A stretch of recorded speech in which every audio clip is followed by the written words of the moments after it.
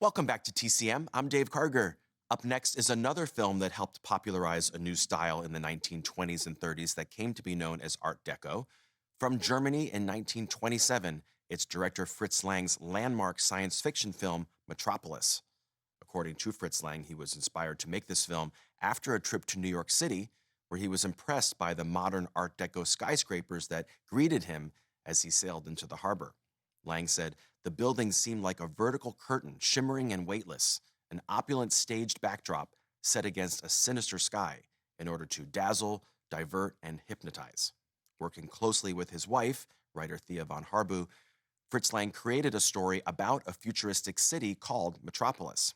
In this dystopian setting, the rich live in skyscrapers enjoying a life of luxury, while the workers are kept underground, living in poverty and performing backbreaking labor that keeps the city running.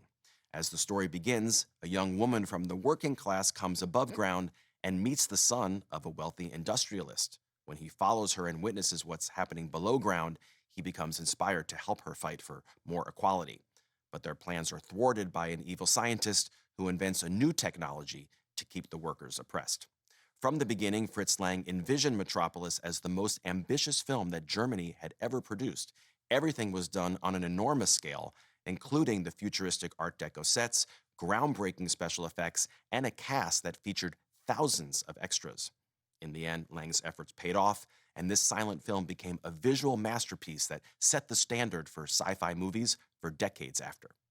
From 1927, here is Fritz Lang's Metropolis.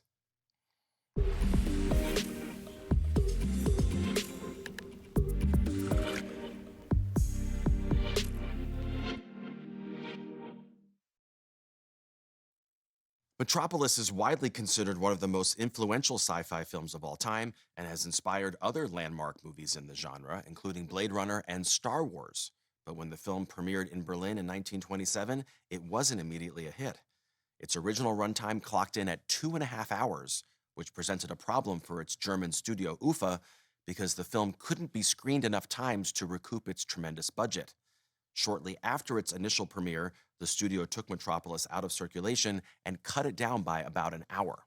The American version was also altered when the distributor Paramount Pictures cut even more footage, including some of the characters' backstories.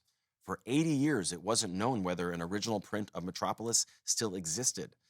Then in 2008, a film archivist miraculously found a full-length copy in Argentina, and the film was carefully restored with a new score composed and performed by the Alloy Orchestra.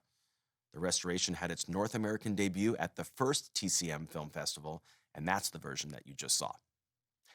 Up next, Marion Davies and Leslie Howard star in a pre-code romantic drama from 1931 based on a novel by Fannie Hurst. Next on TCM, 5 and 10, then Little Caesar, and later, The Glass Slipper. If the shoe fits, watch it on TCM tonight.